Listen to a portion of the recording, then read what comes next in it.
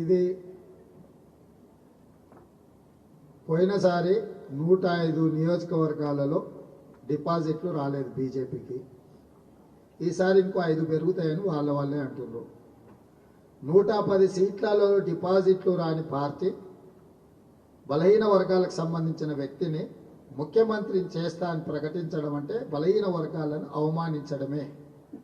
ఈరోజు దేశంలో సొంతంగా 10 రాష్ట్రాలలో బీజేపీ ప్రభుత్వం ఉన్నది. 10 రాష్ట్రాల ముఖ్యమంత్రులలో ఒక్కడే ఓబీసీ ఉన్నాడు. గుజరాత్తో సహా వివిధ రాష్ట్రాలలో ఎక్కడ కూడా ఓబీసీలను ముఖ్యమంత్రులను చేయలేదు భారతీయ జనతా పార్టీ. రెండవది, ఓబీసీల జనాభాను లెక్కించమని దేశమంతా అడుగుతుంటే వాళ్ళు ఎంత జనాభా ఉన్నారో జనాభా దామాషా ప్రకారం లెక్కలు తీయండి, లెక్కల ప్రకారం నిధులు కేటాయించండి, రాజకీయ అవకాశాలు ఇవ్వండి అని ప్రధాన ప్రతిపక్ష పార్టీ గత సంవత్సరం నుంచి డిమాండ్ చేస్తుంది. మేము అధికారంలో ఉన్న రాష్ట్రాలలో జనాభాను లెక్కగట్టి ప్రజలకు చెప్పి ఆ ప్రాతిపదికన భవిష్యత్తులో అన్ని రకాలుగా అవకాశాలు కల్పిస్తామని కాంగ్రెస్ చెప్పింది. విధి లేని పరిస్థితులలో ఈరోజు తెలంగాణ రాష్ట్రంలో ఓట్లు చీల్చాలి. ఎందుకంటే బలహీన వర్గాలు కేసీఆర్ ప్రభుత్వం మీద కసితో ఉన్నారు. మమ్మల్ని అవమానించారు, మాకు సముచితమైన స్థానం ఇవ్వలేదు. మంత్రివర్గంలో 60% ఉన్నోళ్ళు 4 ఉంటే 50% ఉన్నోళ్ళు 3 ఉంటారు. ఇవన్నీ కూడా వాళ్ళు గమనించి కేసీఆర్ను ఓడించడానికి కంకణం కట్టుకున్నారు. ఆ కంకణం కట్టుకున్న బలహీన వర్గాలు మొత్తం కాంగ్రెస్కి అండగా నిలబడ్డారు. కాబట్టి ఆ ఓట్లను చీల్చి కేసీఆర్కు సహకరించాలనేది బీజేపీ యొక్క వ్యూహము.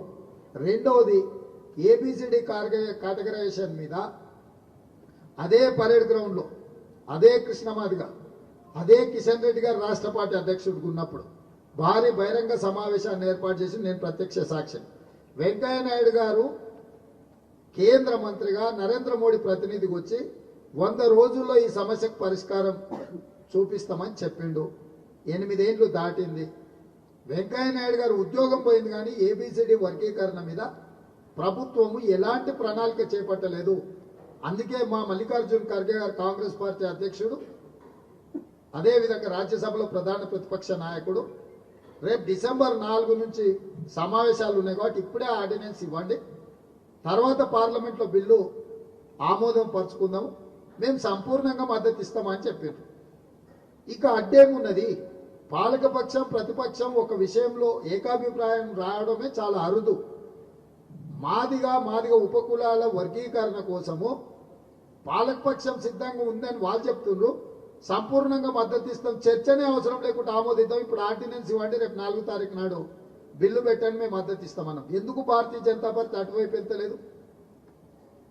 మనకున్న నానుడి ఏ కమిషన్ వేసినా ఏ కమిటీ వేసినా కాలక్షేపం కోసమే, కాలయాపన కోసమే అని చరిత్ర చెప్తున్నది.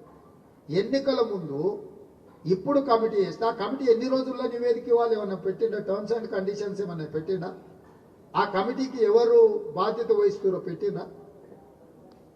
అంటే గాల్లో 4 మాటలు చెప్పేసి ఇవాళ కేసీఆర్కు వ్యతిరేకంగా ఈ రాష్ట్రంలోనే అత్యధిక జనాభా 12-13% మాదిగలు ఉన్నారు. ఈ మాదిగలు ప్రభుత్వాన్ని ఓడించాలి, కేసీఆర్ను గద్దె దించాలన్న ఆలోచనతో ఏదైతే ఉన్నారో ఆ వర్గీకరణకు సంబంధించిన వాళ్ళ ఓట్లు గంపగుత్తగా కాంగ్రెస్కు రాకుండా అడ్డుకోవడానికి ఈ రకమైన ఎత్తుగడలు వేస్తున్నారు.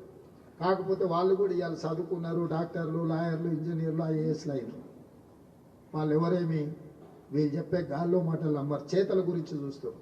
9.5 ఏళ్ళు అయింది ప్రభుత్వం వచ్చి, ఏ ఒక్క రోజు కూడా ఈ ప్రధానమంత్రి ఈ అమిత్ షా గారు ఆ అంశాన్ని ప్రస్తావించలే. ఇప్పుడు కూడా మీ ద్వారా స్పష్టంగా మిత్రుడు కృష్ణమాదిగ గారికి నేను విజ్ఞప్తి చేస్తున్నా, ఢిల్లీ వెళ్దాం, ప్రధానమంత్రిని కలుద్దాం, తెలంగాణ పార్టీ అధ్యక్షుడిగా నీతో పాటు నేను వచ్చి కాంగ్రెస్ పార్టీ సంపూర్ణంగా ఆర్డినెన్స్కు మద్దతు ఇస్తుంది. డిసెంబర్ 4 ప్రారంభం కాబోయే పార్లమెంట్ సమావేశాలలో సంపూర్ణంగా మద్దతు ఇస్తామని నేను చెప్తున్నా. అఖిల పక్షాన్ని జమ చేయండి. బీజేపీ అధ్యక్షుడు కిషన్ రెడ్డిని, బీఆర్ఎస్ అధ్యక్షుడు కల్వకుంట్ల చంద్రశేఖరరావును, బీఎస్పీ అధ్యక్షుడు ప్రవీణ్ కుమార్ను అందరం కలిసి ఆల్ పార్టీ ఒక డెలిగేషన్ ఢిల్లీకి వెళ్ళి ప్రధానమంత్రికి ఇచ్చి ఆర్డినెన్స్ను ఇమ్మీడియట్గా తీసుకొని వద్దాము, 48 గంటలలో ఆర్డినెన్స్ ఇవ్వచ్చు ప్రభుత్వం అనుకుంటే, లేకపోతే ఈ ఎన్నికలు దాటితే మళ్ళీ భారతీయ జనతా పార్టీ తిరిగి కూడా చూడదు ఈ వర్గీకరణ వైపు. ఇది కేసీఆర్ ఎత్తుగడలో భాగంగా బీజేపీ ప్రకటనలు చేస్తుంది. ఈ ప్రకటనలకు మోసపోకుండా భవిష్యత్ కార్యాచరణ తీసుకుంటే సంపూర్ణంగా కృష్ణ మాదిగ గారికి మేము అండగా నిలబడతాం. Paripoornachari NTV. Sir, Congress party అధికారంలోకి వస్తే కరెంటు రాదు, ధరణి ఎత్తేస్తే రైతు బంధు రాదు. ప్రతి సభలో కేసీఆర్ ఇదే అంశాన్ని ప్రస్తావిస్తారు. ఇది నిజమెంత? ఆయనకు చేసే